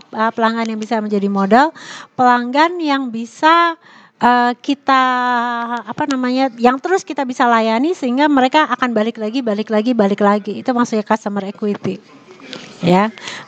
Jadi setelah kita menjual produk atau jasa kita, ya, kalau customer equity-nya tinggi, maka si customer ini dia akan kembali lagi untuk membeli produk kita. Gitu ya. Nah, dari semua customer yang atau pelanggan yang sudah membeli kita, gitu ya, kita bisa membagi pelanggan itu berdasarkan dua hal ini, ya. Seberapa besar kesetiaan pelanggan terhadap produk atau jasa kita, gitu ya. Ini yang disebut dengan projected loyalty. Apakah cuma jangka pendek kesetiaannya ataukah akan jangka panjang? Ya. Nah, kemudian yang kedua, kita juga harus lihat nih, seberapa banyak dia menguntungkan perusahaan. Apakah dia menguntungkan sangat tinggi, ya, ataukah dia menguntungkan sangat rendah. Ya. Nah, berdasarkan dua sisi ini, ya, jadi kita lihat dari kesetiaan pelanggan dan dari kemungkinan dia akan memberikan keuntungannya, maka kita bisa golongkan konsumen kita itu menjadi 4, ya. Ada konsumen yang dia itu kalau sekali beli itu sangat banyak gitu ya, jadi sangat menguntungkan. Tetapi ya kalau Anda lihat di sini, dia itu kesetiaannya cuman jangka pendek, atau jadi konsumen yang sekali beli setelah itu dia nggak pernah balik lagi walaupun dia beli dalam jumlah banyak. Nah, konsumen yang seperti ini kita sebut konsumen yang butterfly atau konsumen kupu-kupu. Ya, dia begitu dia datang, wah kita happy gitu ya, tapi setelah itu kita nggak pernah lihat dia lagi gitu ya. Karena mungkin kalau kayak kupu-kupu kan dia hidupnya cuma 2 minggu, setelah itu dia mati gitu ya. Nah, sama di dalam konsumen yang membeli produk kita ada yang namanya konsumen kupu-kupu. Jadi begitu dia datang, dia akan membeli sangat banyak, setelah itu dia nggak balik lagi. Ya, ada konsumen yang dia membelinya ya sangat sedikit, setelah itu juga dia nggak pernah balik lagi. Ya, nah ini disebut dengan stranger atau konsumen istilahnya orang asing gitu ya. Datang belinya dikit, tapi setelah itu dia nggak pernah balik lagi. Ya, ada konsumen yang dia belinya dikit gitu ya, tapi dia akan balik lagi gitu ya. Ini disebut dengan barnacles atau istilahnya terumbu karang gitu ya. Jadi konsumen yang dia itu akan datang lagi gitu ya, tapi pada saat dia membeli sih dia membelinya sedikit, tapi dia terus saja datang gitu ya. Yang kita cari adalah yang ini nih, yang true friend, yang benar-benar teman gitu ya. Jadi dia itu kalau beli banyak gitu ya, tapi dia akan balik lagi. Nah, pada saat kita namanya membangun customer equity, yang harus kita fokuskan itu adalah konsumen yang di sini nih. Ya, konsumen yang dia membelinya banyak, ya, tetapi dia itu juga adalah pelanggan tetap atau yang udah sering datang. Ya, nah tugas kita ini yang pasti yang dicari oleh seluruh perusahaan gitu atau seluruh perusahaan jasa, pasti yang true friend ini. Ya, tapi kan nggak mungkin konsumen kita semuanya true friend ini gitu ya. Pasti ada yang butterfly, ada yang stranger, ada yang barnacles gitu ya. Nah, tugas kita sebagai seorang marketer adalah bagaimana caranya kita merubah konsumen yang kupu-kupu ini supaya dia menjadi true friend. Ya. Dan customer yang barnacles ini, yang bunga karang ini, terumbu karang ini, yang dia belinya sedikit menjadi dia belinya banyak. Nah, ini adalah tugas kita sebagai seorang marketers, ya. Nah, caranya bagaimana supaya ini bisa berpindah nih dari butterfly menjadi true friend, dari barnacles menjadi true friend, ya. Makanya itu yang disebut dengan marketing mix. bagaimana kita membuat produknya, bagaimana kita membuat harganya, bagaimana kita membuat promosinya, di mana dan bagaimana kita akan menjual produk atau jasa kita, bagaimana kita memilih orang-orangnya, kemudian bagaimana proses kita memberikan jasanya, dan yang terakhir bagaimana caranya kita membuat supaya jasa yang tidak kelihatan itu menjadi kelihatan. Oke. Dari sini dulu mungkin ada yang mau ditanyakan? Kalau nggak ada pertanyaan karena masuk di sini. Pertanyaan. Iya, materi kita sampai di sini. Ya. Jadi sekarang sebelum nanti minggu depan kita mulai masuk ke marketing mix-nya. Ya, mulai dari 7P-nya ini. Yuk, pertanyaan yuk. Ada yang ditanyakan?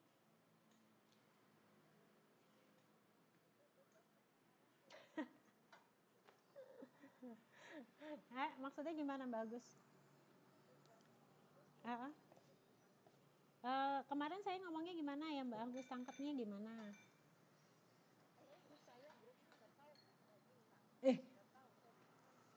Serius?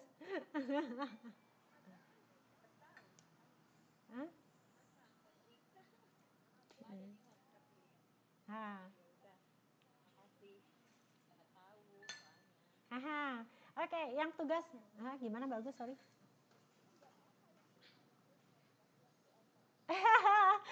Tinggal Mbak Eva mau ikut yang mana, yang grupnya masih jumlahnya masih kurang. Terserah Bu. Soalnya kerja jadi nggak ikuti. Ibunya aja milih. Oh, serius.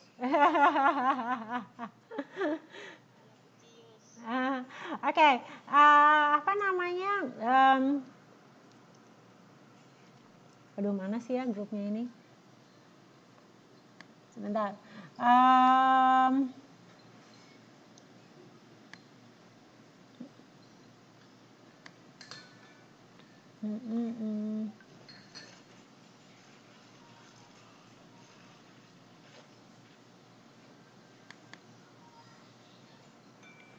Kemarin itu di mana ya saya bagi tugas?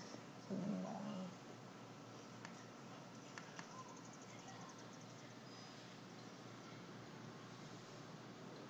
Kelompoknya mana ya? Atau untuk kelompoknya nanti mau saya bagi lagi aja atau gimana? Nah, ini kan harus bagi lagi aja biar adil. Oh, terima kasih Mbak Agus sudah dikasih. Apa namanya kalau gitu nanti saya ini ya saya acak lagi aja ya. Dan satu kelompok itu kan maksimal berempat, minimal bertiga, gitu ya. Soalnya di sini tuh ada yang sebentar. Iya, ada yang nggak ada kan, kayak Pak Anton Kastiantia ini kan udah nggak ada. Iya, nggak ada. Oke, nanti kalau gitu saya atau Mbak Eva masuk ke kelompok 1 berarti ya? Iya, itu kelompok. Mbak Eva gimana? Hangkal.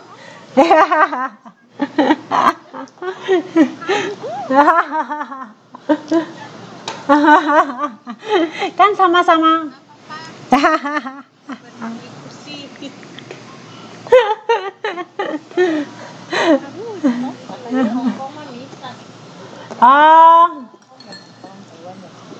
Oke. Kalau gitu Mbak Eva masuk ke kelompok 2 aja. Sama Mbak Ipa, sama Mbak Nyai Sumiati, sama Mbak Anis. Yes. Yes. Oke ya. Jadi Mbak Eva masuk ke kelompok 2 ya. Kelompok 3. Kelompok 2 toh? 2. Oke. Masuk ke kelompok 2 ya, Mbak. Tugasnya, yo. yang lain coba dijelaskan tugasnya, saya pengen tahu jadinya. Serius, yang dipahami apa deh? Apa? Oke, yang lain mungkin yang menangkap. Susu nggak ada yang nangkap, sedih kali saya. Ya.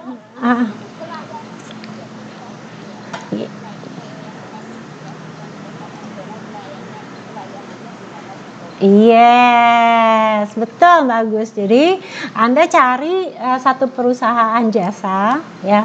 Kemudian coba dianalisa dari pelayanannya bagaimana, apa yang membedakannya, ya. Yang tadi nih, yang di sini, ya. Produknya yang membedakan itu seperti apa, kemudian mungkin mereknya, yang ya, positioning. Ya, jadi dari sini salurannya bagaimana, citranya bagaimana, kemudian mungkin orang-orangnya yang melayaninya itu yang membedakannya dengan yang lain itu seperti apa gitu ya. Akan lebih baik, akan lebih baik kalau nanti pada saat Anda presentasi, Anda juga memberikan positioningnya. Misalnya nih, kayak kayak McDonald gitu ya, I loving it gitu kan, positioningnya ya,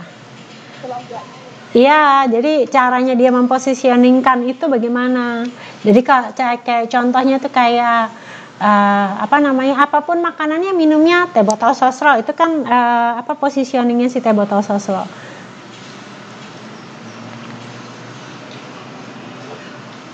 Oke.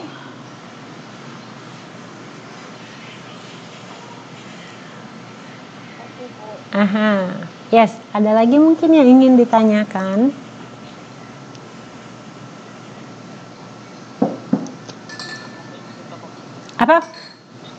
Apa Mas Endar, sorry?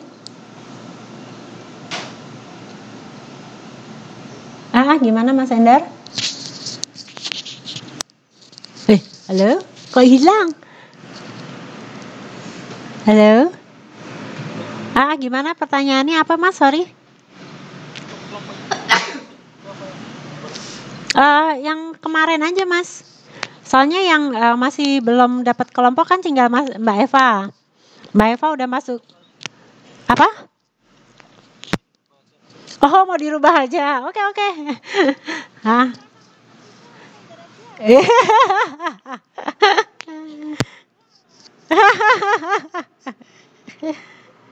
Oke, bolehlah Mbak Eva masuk ke kelompoknya Mas Endar. Boleh. Oke. Ini siapa? Oh, Mas Gunawan juga belum ada. Oh. Atau ya udahlah, saya bagi lagi aja kali ya. Nanti saya takutnya. Oke, biar adil dan merata ya. Oke. Nanti malam saya bagikan untuk kelompok yang barunya ya. Yes, sip. Baiklah. Kemudian ya yang pertemuan minggu depan, jadi masing-masing presentasi tentang itu pilihan kelompoknya. Masuk ke tugas 3 kan ya. Supaya nanti gampang nih kita masuk ke modul 3-nya kalau Anda sudah presentasi. Iya, sebentar, saya cari dulu nih absennya. Soalnya dari tadi tuh saya mau masuk ke LMS-nya nggak bisa. Terus tiba-tiba mati gitu ya. Jadi mau nggak mau harus manual nih. Sebentar.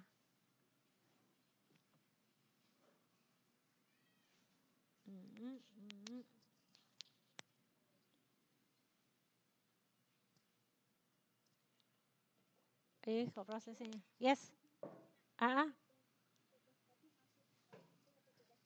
Masuk ke tugas 1. Yes. Minggu depan, Mbak. Ini Ini kenapa nggak bisa diedit ya? Ayah.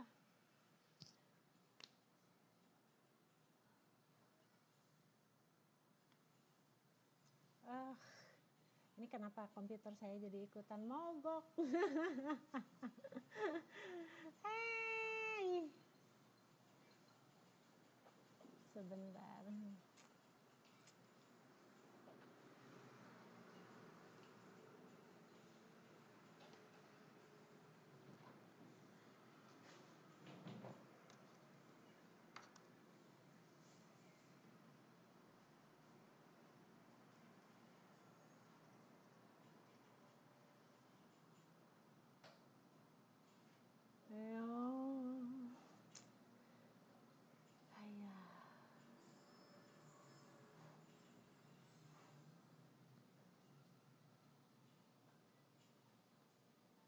Kagak bisa, kenapa ini?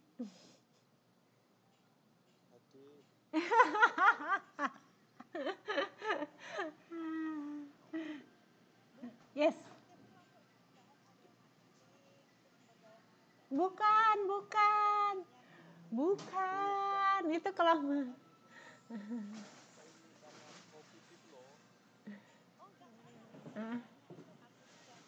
oh enggak, itu yang kemarin.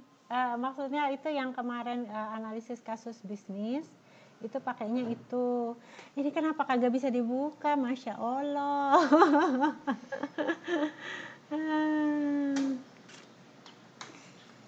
Sebentar. Slow. Unable. Ayo. Gimana ini caranya ya? Wordnya juga nggak bisa dibuka lagi.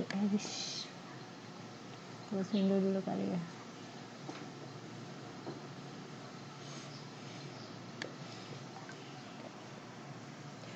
Oke, Mbak Ipa Latifa ada. Mas Gunawan ada. Ada kan ya Mbak Ipa Latifa? Ada. Mas Gunawan ada. Mbak Nana Maulina ada ya? Mbak Titi Wulandari ada? Mbak Herpianti ada? Mbak Ike ada ya? Mbak Dia Rahmawati Ada. Mbak Apriani ada? Mbak Eva Ardita ada? Mbak Nyai Sumiati ada? Mbak Paijah Puspita Andriani ada ya? Mbak Paijah? Ada di sini nggak? Mbak Paijah? Oh oke. Mbak Rati ada? Mbak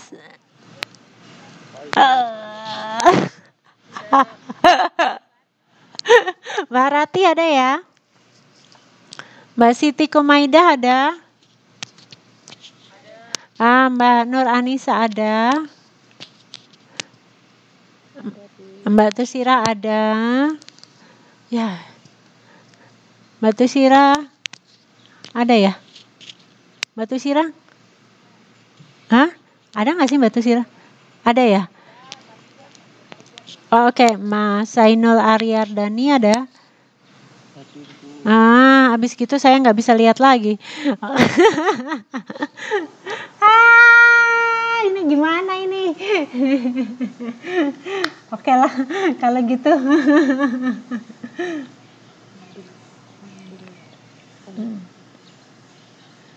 Nomor 17.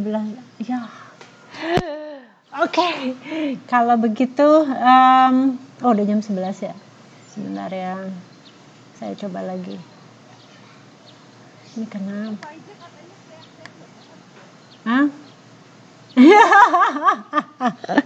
Berarti teriakannya kurang kencang.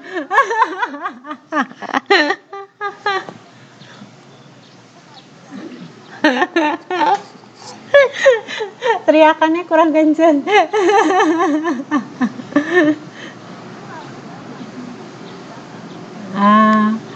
Iya, ini kenapa nggak bisa sih? Bingung saya.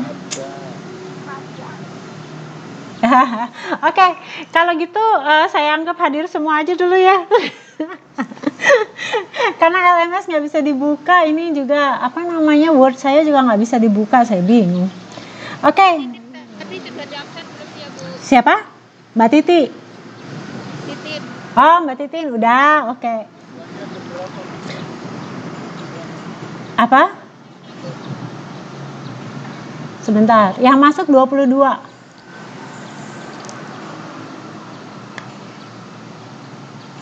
Ya, yang masuk ada 22.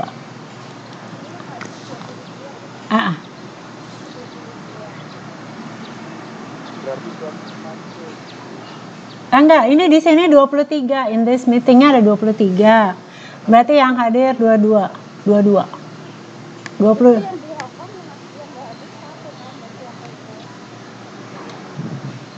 Yang di Hongkong apa di luar Bu, jadi nggak konsen dengerin Bu. Yes, oke, nggak apa-apa. Yang di Hongkong yang nggak datang siapa ya Mbak?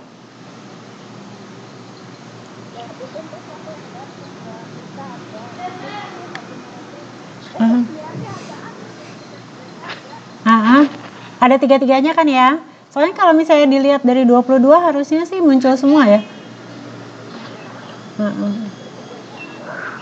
Iya, harusnya di sini sih ada semua. Karena jumlahnya 22. Hah, masa sih? Kan jumlahnya 22, pas Mas. Yang itu satu sama yang bukan satu, ada satu yang nggak masuk. Mbak Titin, Mbak Susmiati, Mbak Mika, ada semua kan ya?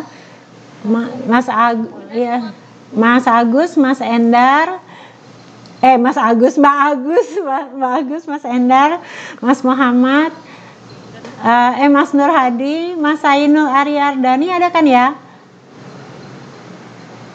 Mbak Tusira ada, Mbak Nur Anisak ada, Mbak Siti Kumaidah ada, Mbak Siti ada ya? Mbak Siti Kumaidah ada nggak ya? Ada. Nah ya makanya nih, Mbak Rati ada, Mbak Paijah ada, Mbak Nyai Iya, berarti udah benar. Oke. Yes, ada yang mau ditanyakan lagi? Udah jam 11. Hadir semua. Yes. Good. Oke. Kalau nggak ada yang mau ditanyakan, mungkin nanti bisa ditanyakan lewat line. Ya, saya. Yes. Ya. Tapi nanti katanya kan mau diacak lagi kan? Jadi nanti saya acak lagi ya.